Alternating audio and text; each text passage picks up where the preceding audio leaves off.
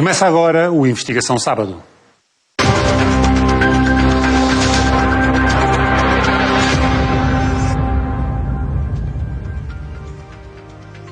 Um palacete situado na Praça Duque de Saldanha, em Lisboa, e que foi sede da campanha de Mário Soares nas presidenciais de 1986, é a joia da coroa de uma herança milionária que desencadeou uma guerra nos tribunais. A família do empresário Aurélio Pereira, falecido em 2013, tenta anular as doações e o testamento que fizeram da mulher de um sobrinho a herdeira universal de uma fortuna que ronda os 50 milhões de euros.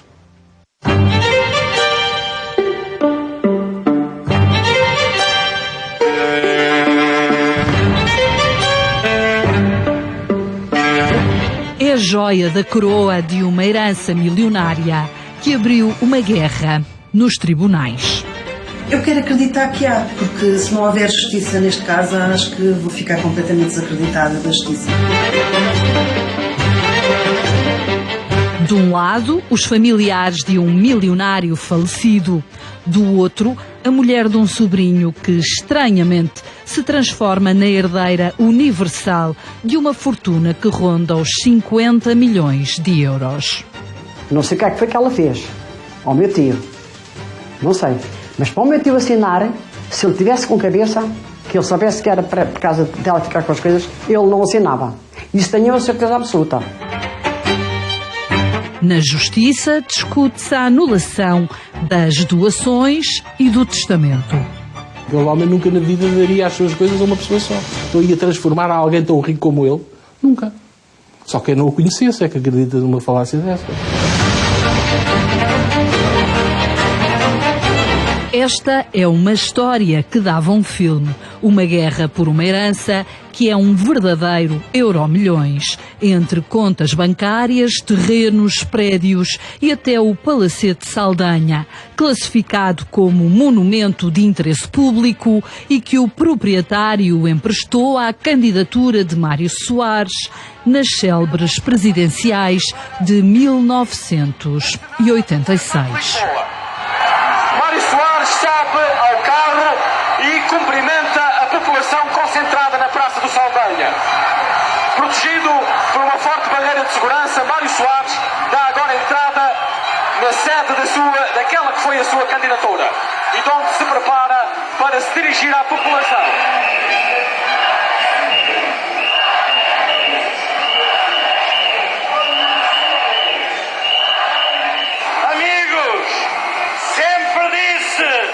Que uma vez eleito seria o presidente de todos os portugueses, sem exceção.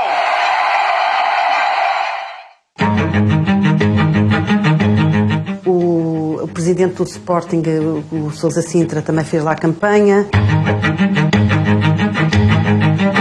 O Palacete, a partir do momento em que foram utilizadas nas campanhas do Mário Soares e do Sousa Sintra, depois ele fechou e não emprestou a mais ninguém. Aurélio Pereira ambicionava construir aqui um hotel, mas o projeto nunca foi aprovado. Sou Mafalda Lô Pereira, sou professora e investigadora, vivo em Lisboa, nasci em Lisboa, portanto o meu doutoramento é na área das ciências sociais. Sou sobrinha, portanto o meu tio Aurélio era irmão do meu pai. Mafalda é a sobrinha mais nova de Aurélio Pereira, o empresário que nasceu em Tomar, o mais novo de 9 irmãos. Veio para Lisboa aos 16 anos e aqui se fez milionário na área da construção civil. Não casou, nem teve filhos, era milionário, mas vivia num discreto apartamento arrendado. Um engenheiro civil que se transformou num amigo. Conhecia bem esta casa. Um apartamento carregado de papelada, ele tinha muita papelada, muito dossiê à volta dele. Circulava-se entre pilhas de dossiês e de papéis de vida inteira. Uma certa desorganização. E tinha uma cama no quarto e um charriot. Ele gostava de viver, gostava ou era irrelevante para ele ter conforto. E ele vivia, a cozinha, por exemplo, ele não tinha cozinha, tinha apenas um esquentador para tomar banho. Porquê? Porque ele dormia até tarde e comia sempre fora. Ele não tinha uma sala para receber as pessoas, não é? Não é caso único, quer dizer, há para aí muita fortuna discreta que não se dá por ela, e são pessoas que vivem com uma grande austeridade, cultivam uma certa pobreza, com exceções aqui ou acolá. Por exemplo, no caso de Aurélio Pereira, do ponto de vista comportamental pessoal, era um sujeito que gostava de uma boa mesa. É uma pessoa 100% avarente. O único luxo que eu lhe conheço era o restaurante de comer fora e os carros, mas nada. O Aurélio tinha um Mercedes e um Porsche numa garagem, ali no edifício que depois ele emprestou ao Mário Soares para fazer um Masfum, ali no Saldanha, mas usava-o em estradas de Espanha. Era um sujeito muito discreto. Era uma pessoa que gostava de se impor, gostava de que as coisas fossem muito à maneira dele. Tipo construtor civil antigo, à moda antiga. Eu quero para o cimando, faço tudo e não presto contas a ninguém, não tenho medo de ninguém. Era sempre muito austero e as pessoas acabavam por... não queriam... Estavam o QB com ele, depois não queriam estar muito mais tempo. Eu era aquela pessoa que o ouvia mais, que ele confidenciava as coisas, que ele sentia que eu dava-lhe mais atenção.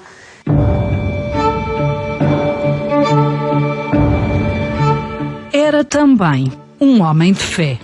Você ia com ele a passear, ou no carro, ou numa reunião, às 18 horas era automático, ligava à Rádio Renascença para ouvir a missa.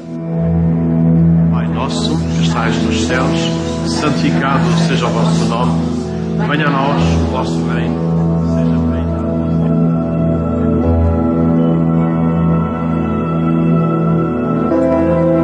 a A fé não o livrou de problemas graves de saúde. Quando ele começou a sentir-se mais adoentado e com alguns problemas de saúde, eu estava a terminar a minha licenciatura e ele pediu-me para que eu fosse-lhe dar algum apoio e estivesse mais presente na vida dele, no aspecto de acompanhar os negócios e o trabalho dele, e portanto porque ele sentia-se já com algumas dificuldades, e então eu cedi e fui trabalhar com ele, sim. Uma vez disse-me assim: eu tenho uma doença degenerativa e eu não vou estar cá muito tempo. Um médico disse-me que eu no máximo 10, 11 anos, e eu na altura desvalorizei e disse assim: ó tio, não pensa agora em doenças, o tio vai estar cá há muitos anos, não se preocupe com isso. Pronto, e essa conversa eu na altura não interpretei muito bem. O que é certo é que o estado de saúde dele foi sempre piorando. Entre 2002 e 2004 ele teve vários AVCs e um deles foi muito forte.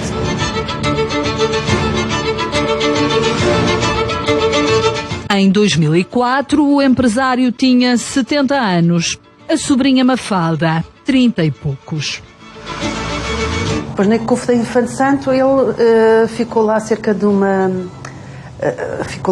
semana. Eu fiquei sempre com ele, dormi lá no quarto. E a ressonância magnética acusou que ele tinha uma doença, leucoencefalopatia vascular multi-infartos, que é uma doença, é uma demência.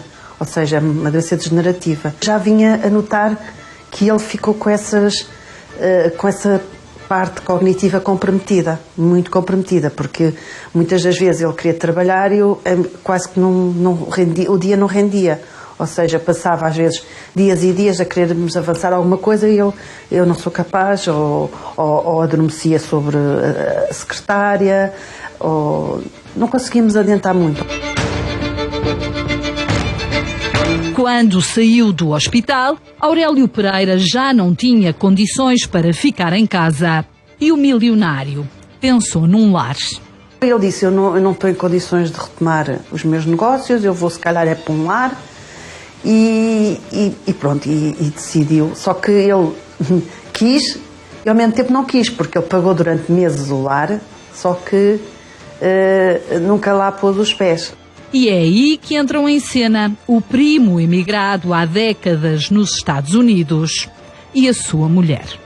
Lembro-me que a senhora Alexandrina disse, e o meu primo disse: o tio, eu até que lhes disse: olha, o tio não tem condições em casa para se convalescer, não é? Porque é uma pessoa que vai ter que ter a medicação a horas. A indisciplina de vida dele naquela casa não dá. E então ela disse logo, eu levo...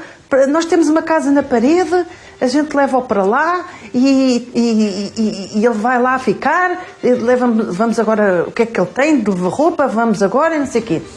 Eu na altura concordei, eu não vi maldade nenhuma e concordei e eles levaram-no para a parede. A Mafalda sempre o acompanhou, inclusivamente esteve no hospital, dormiu lá, sempre no quarto, nunca o largou. E a Mafalda extenuada naquilo foi aquela janela de oportunidade para eu descansar, se calhar, um bocadinho, uma semana, não sei. E ela acabava-se, lembro-me no almoço, antes de ele ir lá para a parede que tivemos com ele, e ela a dizer-se que, claro, que era governanta lá nos Estados Unidos, nas casas dos recalhados, e que eles gostavam muito dela, que ela era muito prendada a fazer as coisas. Muito beata, muito Deus para ali, muito Jesus para ali, então eu não via maldade nas pessoas, não é? E era também muito nova, muito ingênua, não é? Eu costumo dizer que eu via o mundo cor-de-rosa.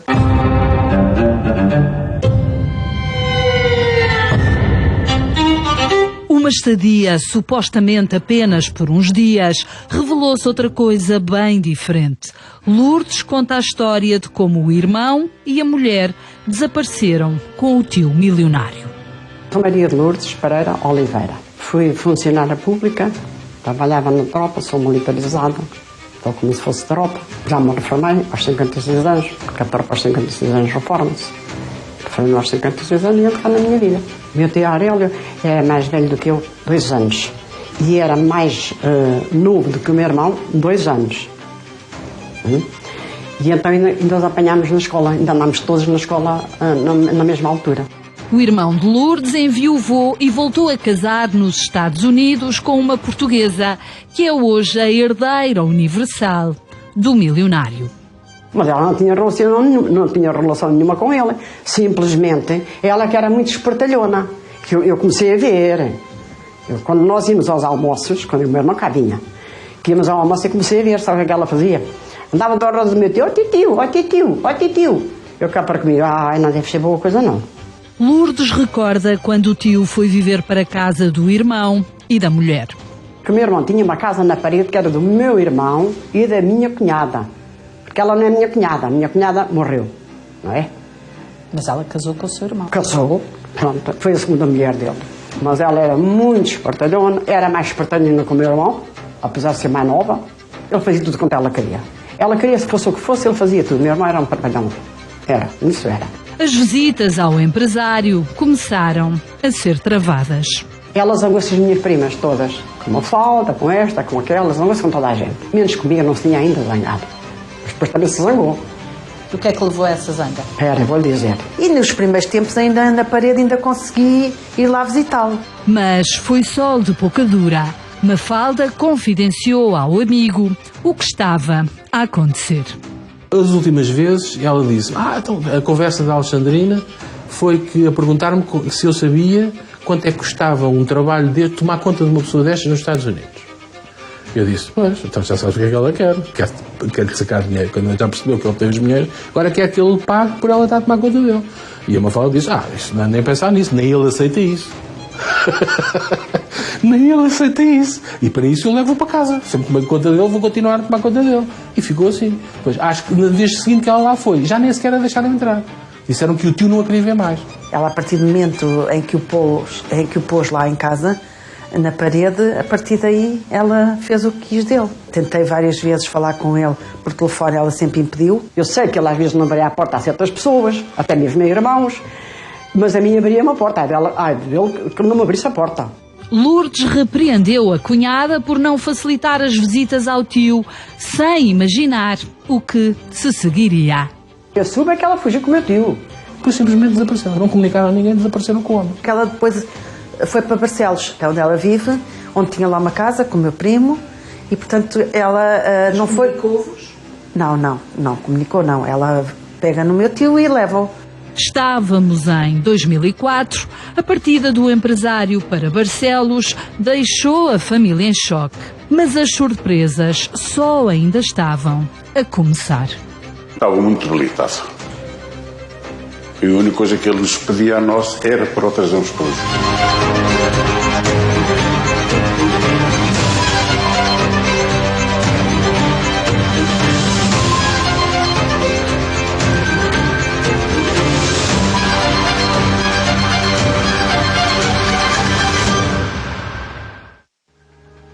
O milionário passou os últimos anos de vida em Barcelos na casa do sobrinho e da mulher, que tudo terão feito para impedir que a família o contactasse. Aurélio Pereira morreu em 2013 e os familiares nem sequer foram avisados. Eles só souberam da morte por acaso, através do Correio da Manhã.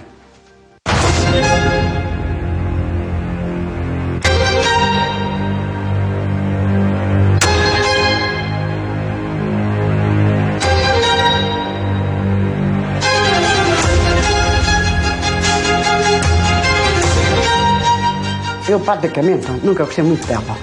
Porque desde que ela chegou cá, e começou tio, bate o tio, mais tio, para cá, bate o tio para lá, e comecei a pensar logo. Esta tipa não está... Ela anda a arranjar alguma, que ela era esperta. Ela é muito espertalhona. A menina não sabe, mas ela... Aquilo que ainda vem lá, não sei quantos anos, ela já sabe tudo. Quando o sobrinho e a mulher levaram o milionário Aurélio Pereira para Barcelos, o contacto tornou-se ainda mais difícil. Eu tinha dado um telefone ao meu tio, ele tinha um número, mas até esse número de telefone e esse telemóvel ela fez desaparecer, porque depois, quando queríamos falar com ele, tínhamos sempre que ligar para o telefone fixo dela ou para o telefone do meu primo, e era ela sempre que atendia. Insultava-me sempre ao telefone. Dizia que o meu tio não queria ver a mim e outros familiares e amigos tentavam falar, ou porque ele estava deitado a dormir, ou tinha tomado a medicação, ou porque não queria falar com ninguém, ou porque não nos queria ver. Quer dizer, ela arranjava mil e uma desculpas. E depois, subitamente, desaparece. E eu tentei falar com ele 2 ou 3 vezes, mas a porta de comunicação com o Aurélio Pereira passou a ser o Albertino Antunes. Eu ainda escrevi 2 ou 3 cartas ao Aurélio Pereira. O advogado de uma vida foi um dos poucos a poder visitar o empresário.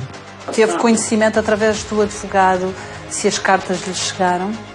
Se ele estava em conta? Não, o Albertino a mim disse-me que entregou. Agora, eu a resposta nunca recebi e portanto... A gente telefonava para lá há quase todos os dias. Ninguém atendava o telefone e até mesmo o meu irmão.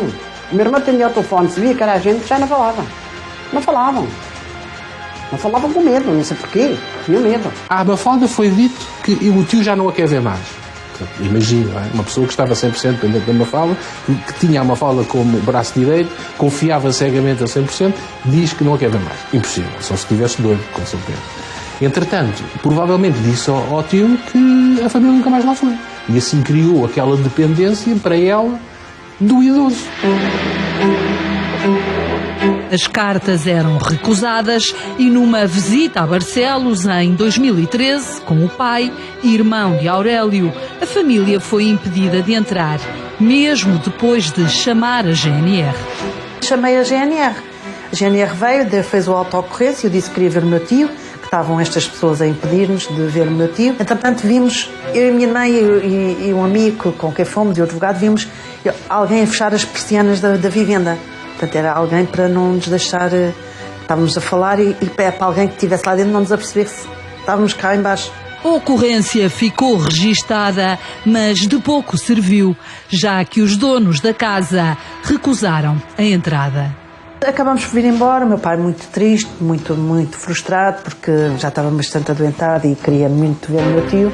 Morreu sem o ver. E morreu sem o ver, com uma tristeza e uma mágoa profundas. Aurélio Pereira morreu a 30 de setembro de 2013, aos 78 anos. 9 anos depois de ter saído do hospital, onde lhe foi diagnosticado um quadro de demência, e poucos meses depois de Mafalda o tentar visitar. A família soube da morte pelo Correio da Manhã. Nós soubemos através de uma pessoa amiga que viu o retrato no jornal e que depois que nos comunicou. E comunicou a tempo que eu consegui ir ao velório, porque senão não tinha lá ninguém da família, porque ela simplesmente não avisou ninguém. E eu lembro-me que eu estava no velório, cá fora, e estava imensa gente, e eu apresentei-me às pessoas como uma das sobrinhas, E lembro-me que uma das pessoas disse, mas ele tinha família, assim muito surpreendida, porque parece que ela vendia a imagem de que ele era um homem sozinho, sem família, sem ninguém. Ficaram então a saber que em 2010 Aurélio Pereira doou o Palacete Saldanha e vários terrenos à mulher do sobrinho e logo a seguir, em 2012, fez dela herdeira universal. Um testamento realizado sem o conhecimento do advogado que o acompanhou até ao fim. Depois de termos tido conhecimento que o testamento estava com ela como herdeira universal, todos aqueles obstáculos, todas as dificuldades, todos os insultos, todas as maldicências que ela nos disse relativamente ao meu tio, foi facilmente compreensível. Nunca na vida ele iria nem à própria Mafalda, ele nunca iria dar aquilo, tudo. Ela quis nos afastar dele, para ele perder-nos a memória de nós, para ele achar que a única familiar era ela. Deixou tudo à mulher do sobrinho, um sobrinho que à época ainda era vivo. O meu tio assinou porque o meu irmão também lhe disse, ora, ele assina isto ou aquilo. Era assim. E ele assinou, porque ele não assinava nada. A doação e o testamento foram feitos em casa, além do notário e das testemunhas. 2 médicos de clínica geral, sob compromisso de honra, confirmaram a sanidade mental do testador, supostamente a seu pedido. Não está ali ajuramentado, nem mediante determinadas regras, a fazer uma peritagem propriamente dita. O que me leva às vezes a pensar qual é a necessidade da existência desse clínico nesse testamento. Porquê? Porque provavelmente esse testamento, ou quem é beneficiário desse testamento, saberá que num futuro próximo esse testamento poderá ser posto em causa. O notário que participou na doação e no testamento está reformado há 3 anos e não quis falar ao Investigação Sábado. Um dos médicos que participou enquanto perito faleceu entretanto. O segundo médico invocou o sigilo profissional para não dar uma entrevista ao Investigação Sábado, mas confirmou que o colega era médico de família de Aurélio Pereira, muito embora também ele o tenha acompanhado por diversas vezes. Anos mais tarde, a sobrinha milionária doou este terreno da herança, em Carni de Lisboa, a uma das testemunhas do testamento. Tudo é possível, portanto, admito que isto tenha sido uma retribuição. Penso que sim, que terá sido uma retribuição.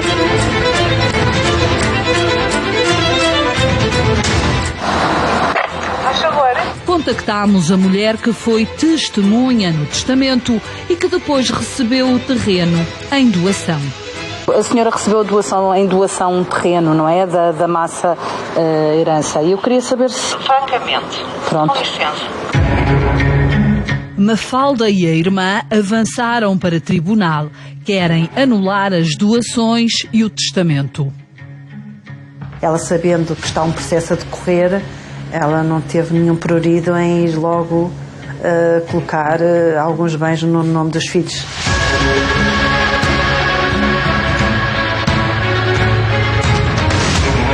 Era um sujeito que tinha umas orientações muito consolidadas, filhos, sobre o que fazer ao património quando desaparecesse. Eu ouvi sempre o Aurélio Pereira dizer sistematicamente a mesma coisa. As minhas sobrinhas, que eram as meninas dele, ele tinha um grande orgulho pelas sobrinhas, a casa do Gaiato, não sei porquê, mas sistematicamente referia a casa do Gaiato, a Santa Casa, os Bombeiros da Terra, etc. E subitamente, depois falece, em condições que não são conhecidas, e subitamente as coisas dele, o património, aparecem no nome dessa sujeita que tinha entrado na vida dele, e o marido, um senhor com quem vinha da América, não sei o quê, que eu nunca ouvi falar. Nem sei de quem é sobrinho, nem sei de quem é filho. Finalmente procurámos a herdeira universal de Aurélio Pereira. A minha dela passou agora um bocado, uma carrinha grande. Passou agora? Passou.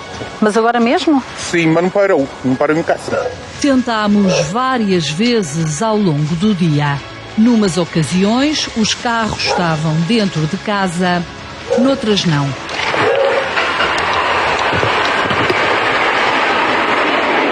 Nunca atendeu. Também ligamos.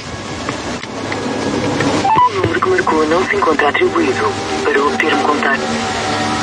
Na contestação, a herdeira do milionário diz que Aurélio Pereira pediu para viver com eles em Barcelos. Fez tratamentos de reabilitação e recuperou a saúde. Fez a doação e o testamento por sua vontade. Esteve esclarecido e lúcido até à morte.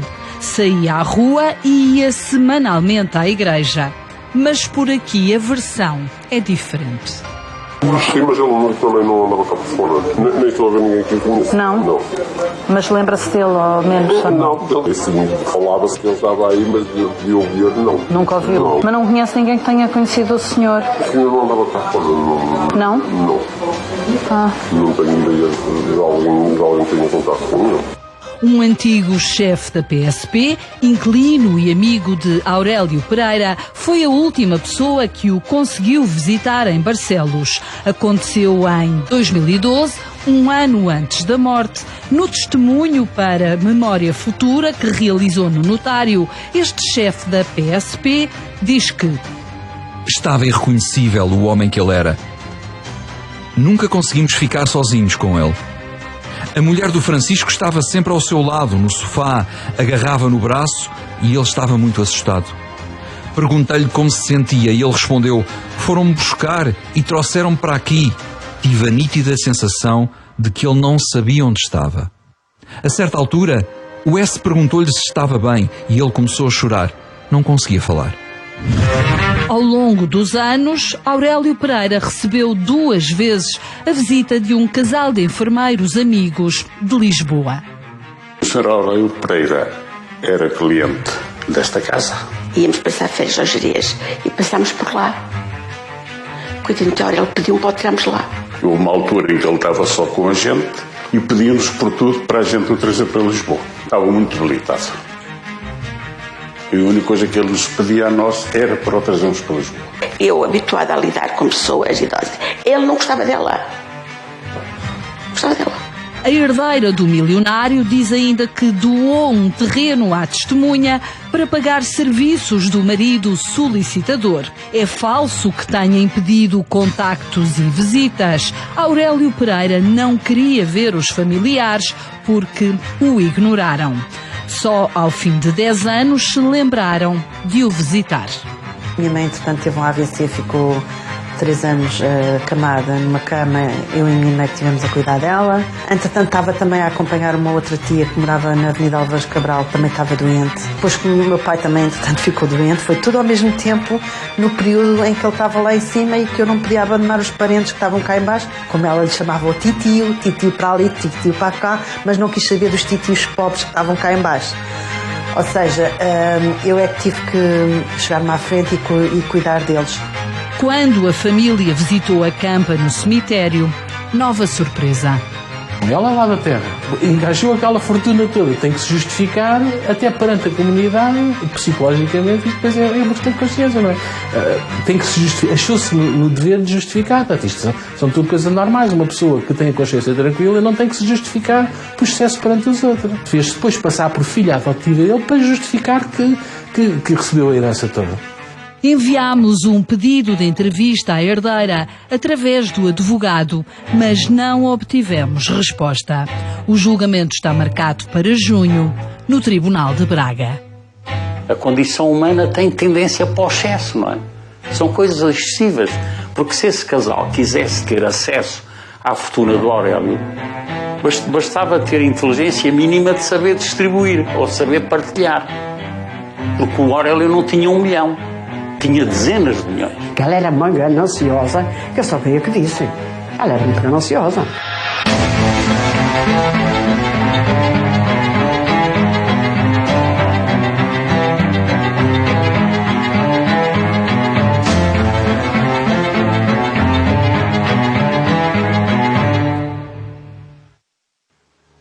Termina aqui o Investigação Sábado. Recordo que podem enviar-nos as suas denúncias para o e-mail investigação@sábado.pt. Nas bancas está a mais recente edição da Sábado, que tem na capa uma reportagem sobre a pandemia da saúde mental dos jovens que sofrem de depressão, ansiedade e solidão. Toda a informação está em sábado.pt. Obrigado por estar desse lado. Até ao próximo programa.